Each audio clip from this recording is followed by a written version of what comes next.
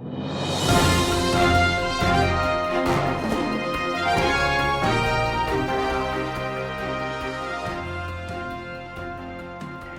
it's Charter California Edition. I'm Brad Pomerance. We are joined by Betty Yee. She's a member of the Board of Equalization in the state of California, also a candidate for controller. The primary election will be held in June 2014. But I'd like to speak about the Affordable Care Act as we start. Yes. We are in the midst of the rollout. We are. California has its own healthcare exchange, and I want to get a sense from you as you've been traveling the state. What's the word on the street?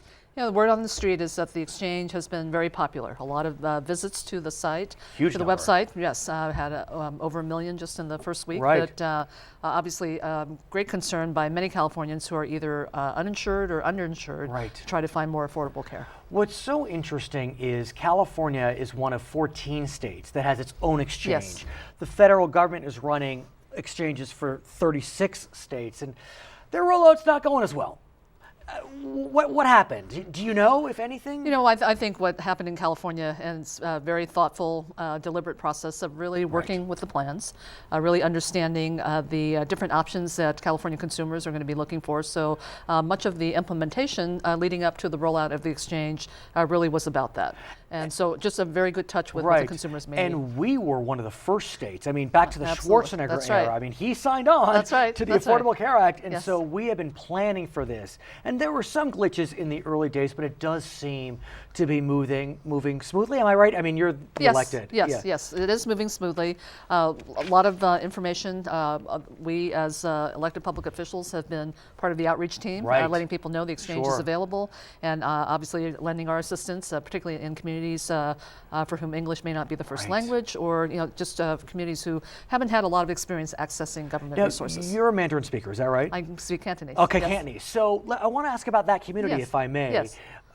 Is there a sense of the possibilities with the Affordable Care Act, or is there still some confusion amongst those that may be Cantonese dominant? You know, I think there is a general understanding. The outreach has been very, very good, and part of it is just a long period for implementation, a lot of public awareness and outreach. I think what we see as potential risks for particularly immigrant communities and non-English speaking communities is the possibility of getting bad information or being solicited for personal information. And let's go with that, Yes. because I was, frankly sad when I read some of the information your office provided dealing with scams. Yes. I mean, we're just started the rollout of the exchanges, and your office provided me with several examples of scams. Yes. What have you seen? What do you know? Well, what we know is, as with any major program, and we usually see it during tax season, but now we see it with the rollout of the Affordable Care Act, and that is we have people who are unscrupulous and really assuming the identity of government officials who are reaching out to these communities, and really their goal is to solicit and obtain personal confidential information like Social Security numbers. Because as I understand it, there are paid staffers, I forget what they're called, they're hired to help facilitate the exchange process. Yes, and these are trained, certified, enrolled, essentially agents that are resources for helping consumers. So how do we have a sense as to whether this facilitator is legit or not? Well, for one thing, consumers should not be paying for the services. There's one signal of these resources. Right.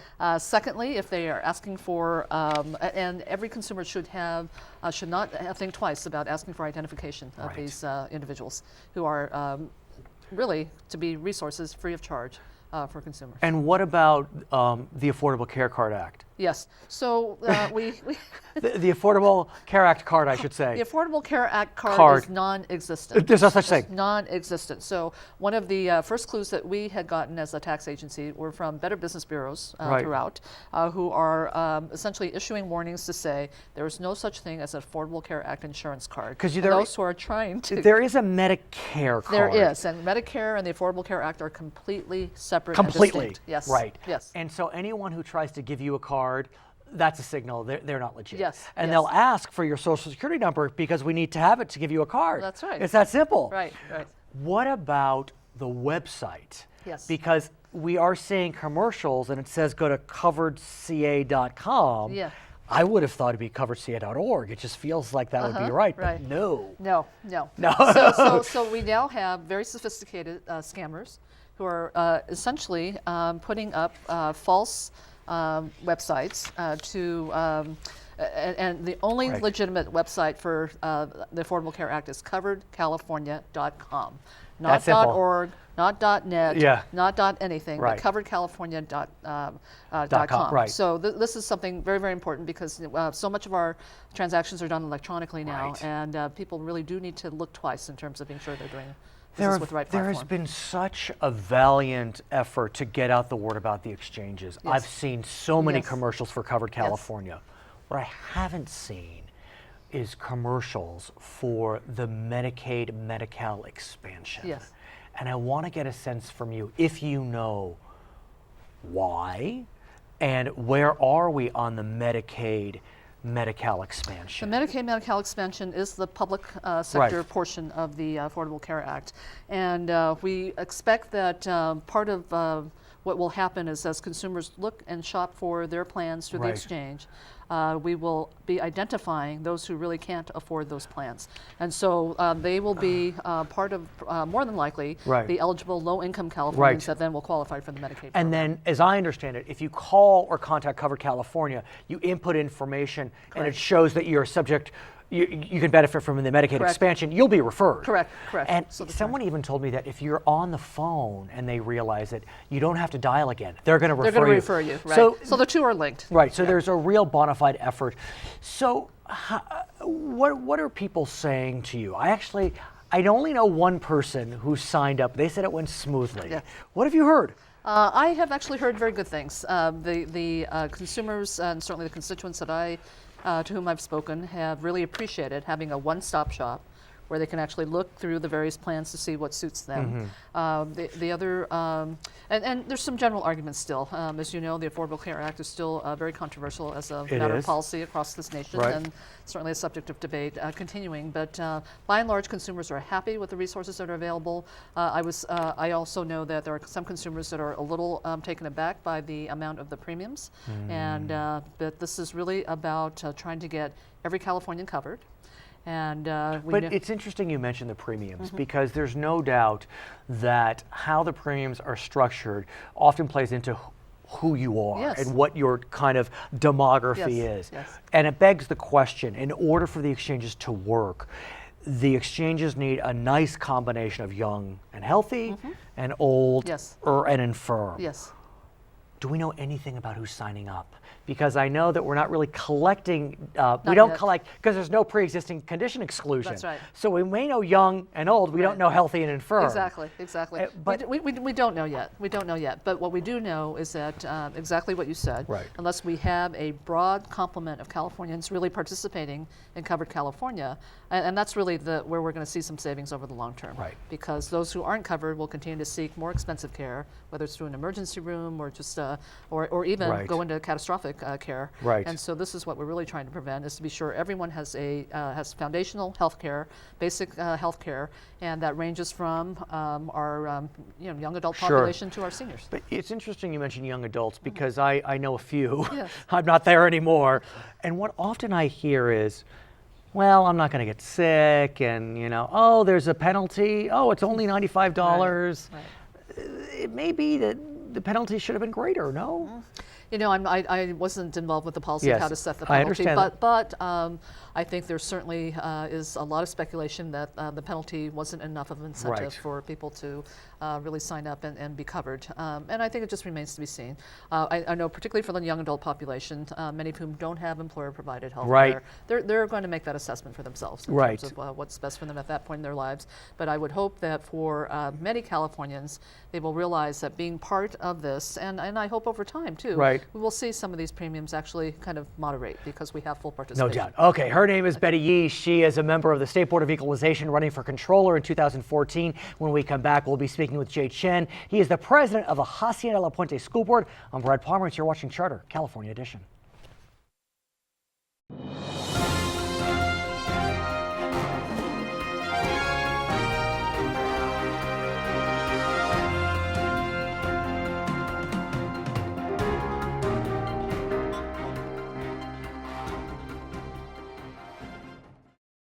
This is Charter California Edition. I'm Brad Pomerance. Our guest is Chen. He's the president of the Hacienda La Puente Unified School Board, the largest school district in the San Gabriel Valley. And I want to speak with you now about a year after Prop 30 has passed. Did it really make a difference? I think it really has made a very big difference. We feel very confident about our own financial future. We always had a very large reserve, but now we're starting to plan and possibly even spend down some of that reserve because we know that we have more monies coming in. And so if I were a student in 2012 and now in 2013, would I feel a difference? I mean, are class sizes smaller? Is there less, kind of tension surrounding education, K-12? Well, one thing that we did was this year we allocated an extra $10 per student for school supplies. So for a very long time, teachers were asking students if they can bring in their own supplies, and that's very unfair. So we're, making moves in that direction. So even just small steps. Small steps. Small steps count.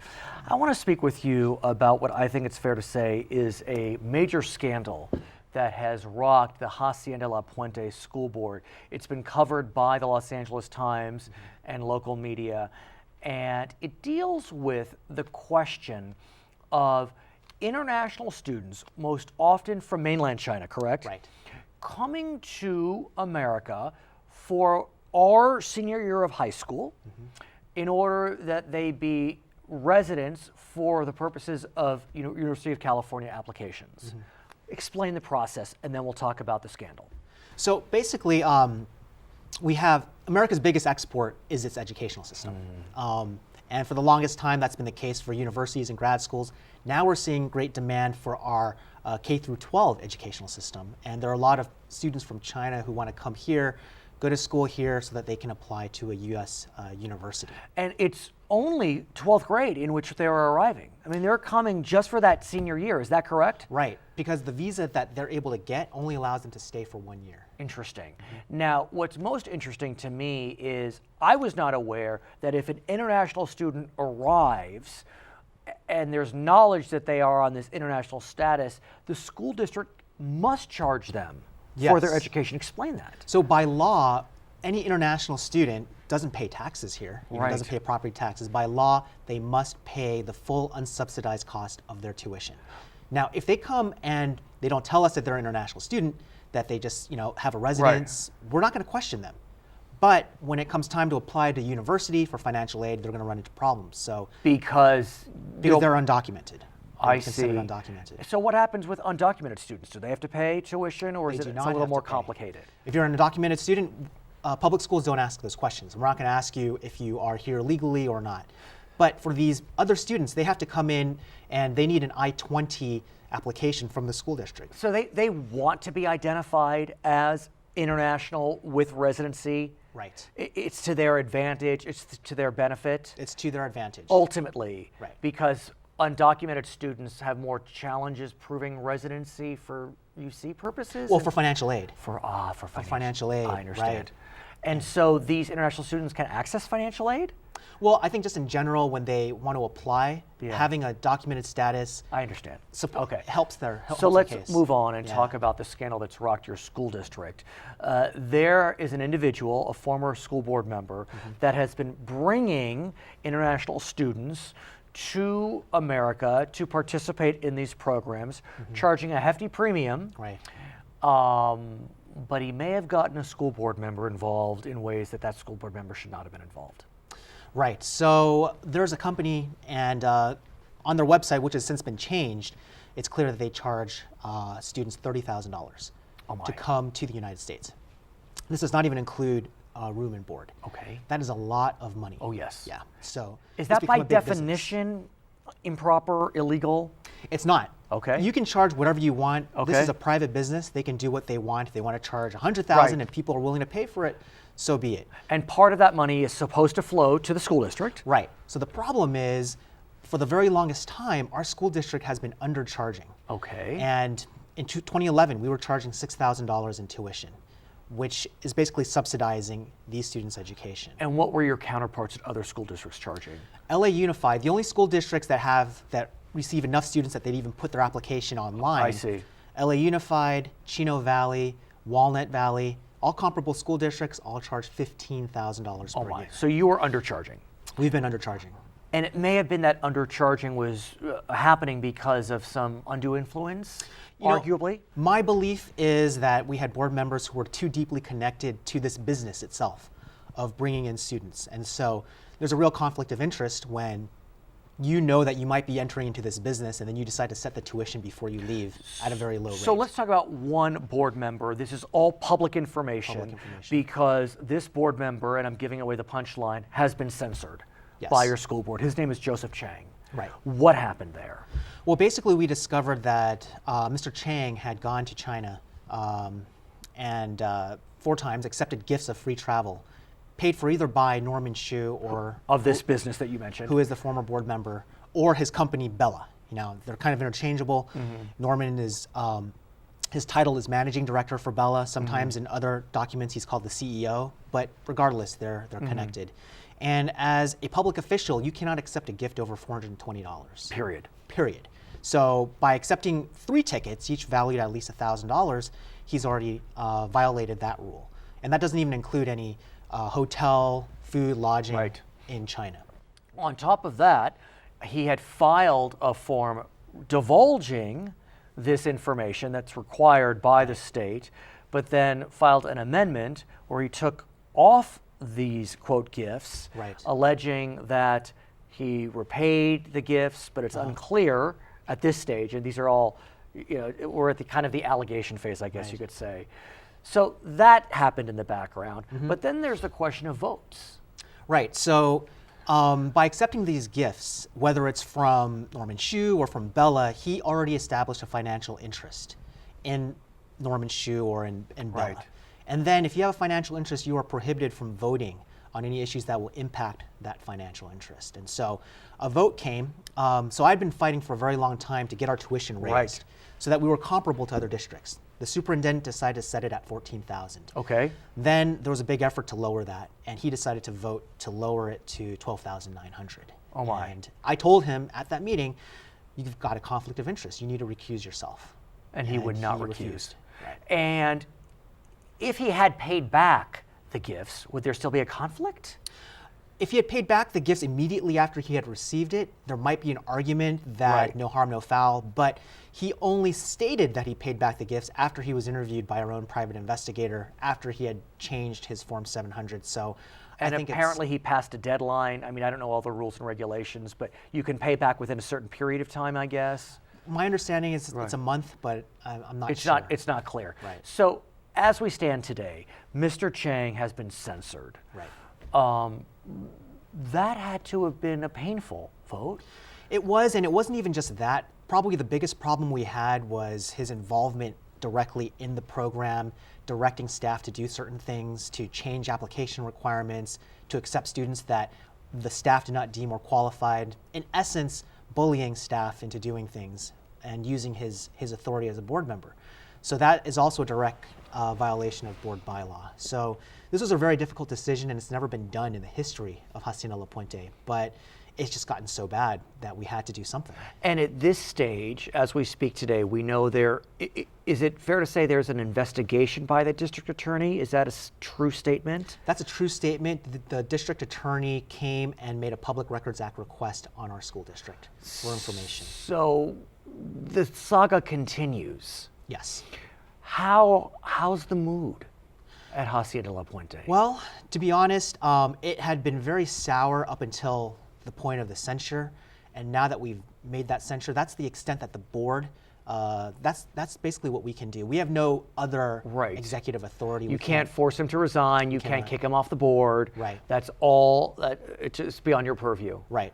And so now we're moving on to other business, including making sure that the students who come are taken care of. I understand. Taking care of all the other myriad of issues we have in our school district. Terrific. Okay, his name is Jay Chen. He is the president of the Hacienda La Puente Unified School Board. My name is Brad Pomerance. This is Charter California Edition.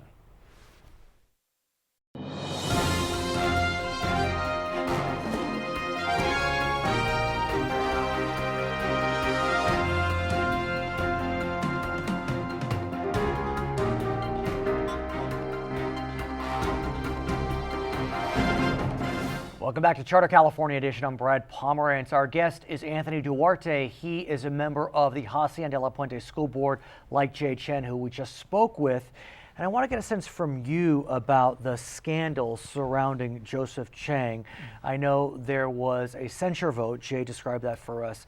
And the vote was 3 to 1 to 1. 3 in favor of censure, 1 abstention, 1 against. Where were you?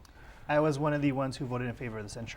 So how was that for you? I mean, that had to have been a challenging moment to actually decide to censure, to severe rebuke one of your colleagues. It was definitely one of the toughest votes I've had to take. You never want to have to publicly rebuke one of your colleagues. Right. But when you have staff members who tell you that they feel intimidated at work, they feel bullied, they feel pressure into making decisions that they normally wouldn't make on behalf of the district because of board members in there influencing their decision making, we can't have that at our school district. So the vote went down and the censure motion did pass. Where do you all go from here? I mean, because I have to think that the blood has got to be a bit steamy, inside that boardroom. Well, I've been on the board for a little over a year, and this entire year has been, about this issue. Almost every single board meeting has been about this issue. So my hopes is we get to move on. We censured Joseph. The item's been referred to by the district attorney, who's looking into it right now. And there's not much more you can do, there's not much more we can do as a board. So I'm hoping now we can get back to basics and really start talking about some important issues in our school district. So what are the issues that are percolating right now at Hacienda La Puente, which is the largest, as I said, school district in the San Gabriel Valley? Yeah, I mean, one of the things that are top on our list right now is this local control funding, a new way, after a decade-long way of how we fund our schools. And let's talk about it, for sure. Let's talk about it. Of course, the local control funding formula essentially does away with most categoricals. There are some left, but not many. And it allows school districts it provides them tremendous latitude. But the way the schools will be funded now is there's the base grant, but if a school district receives or educates a certain percentage of English language learners, foster kids, economically disadvantaged, they will get a bump. If that number reaches even a certain level, they'll get a second bump. How does that manifest for Hacienda La Puente? It looks like we're going to be we definitely know we're getting additional funds for our school district, and how we're going to spend those funds is what we're looking at now. The state hasn't given us the guidelines. We're supposed to be setting up goals that the state hasn't even let us know what those goals need to look like. But so we're taking it upon ourselves to get community input, have meetings with parents and staff and really look like, what do we want to spend some of this extra money on? But as I understand the formula, so you get extra funding for each child that falls into those categories, ESL, foster care, disadvantage. But if the district, I think, as it hits 55% of those categories, you get a pretty big bump, a concentration grant. Will your district receive that bump? Yes, we will be receiving that bump. And it's staggered over a couple years, so we won't see that money, immediately this year or next year. By the time it's hopefully fully funded, it'll be a significant bump, but it's gradual. What do you do with that money? Is it a categorical? Do you have to spend it on English language skills, or you really have that latitude? There is some latitude, and that's why we're gathering all the stakeholders into meetings and finding out, how should we be spending this money? What are they saying? What are they saying? We're actually the parent letter just went out recently. But you're, I know that you've been campaigning and you're you're, talking with a lot of your constituents. What are they saying to you? One thing we're looking at for one of the immediate things that we have over 50 combo classes in our district. Combo means like K1 or 2-3. Yep, exactly. Okay. So we multiple, 2 or 3 grade together, and the teacher teaching both grade levels. And so we have over 50 in our district. Is that good or bad? I mean, some think it's a good thing. Some people think there's no harm to the student. I personally, as a product of having been in a combo class, I'm a parent as well. And a parent as well. I'm not a fan of combo classes, and so we looked at one school site. If we would have hired one additional teacher at that school site, we would have eliminated 4 combo classes. We looked at another school site. If we would have hired 2 additional teachers, we would eliminate 5 combo classes. And these are in some of our lower performing schools. So for me, it's a no-brainer. Hire 2 teachers, bring down our class sizes, and give our students a better shot at succeeding in school. Do you have the funding? We do have the funding. You do, because Prop 30 or improving economy it's or improving budget? Improving economy, it's because of the passage of Prop 30, the local control funding, and the additional funding from that. So it's a perfect storm, and also where Hacienda La Puente was financially conservative, fiscally conservative during a lot of these hard economic times. we ended last year with the budget surplus. That's unheard of these days in the school nice district. on the one hand, but when kids are at stake, we feel we need to spend some of that money down in our surplus. So how quickly does this happen? We're looking at that for the beginning of the 14-15 school year. What else are your constituents saying? What are their concerns? What do they want to see? Do they want to see? We know that a lot of arts education was eliminated. What are they yearning for? Well, there's the arts piece. There's basic resources. I mean, our classroom, our infrastructure is aging. We're talking about, we just had a ribbon cutting recently. We did some energy efficiency projects in our district, and we're looking to roll it out district-wide. And yes, it's going to cost some money initially, but the cost from the energy Prop savings, 39 money, some Prop 39 money that we're going to be getting as a district. So we know that by doing these projects, we'll reap the savings in the future by saving on the energy costs. Are they at all asking you about Common Core? Unfortunately, very few parents really know what's going on in Common Core. And so we're having meetings about that as well. What does that say to you? It's saying that us as a district needs to do a better parent engagement and getting out there and having those conversations with our parents. And so I presume that you are working towards implementing Common Core. I mean, this is happening, and it's happening as we speak, particularly quickly in California. Yes. And so what's happening? So I mean, the first things we did is we told our district, we need to look at one of the biggest pieces is technology. Are we ready to have 20,000 students take a test on a computer? Are you? We are not. You are not. And so we had to increase our bandwidth. We have to update our labs. We have to buy additional materials.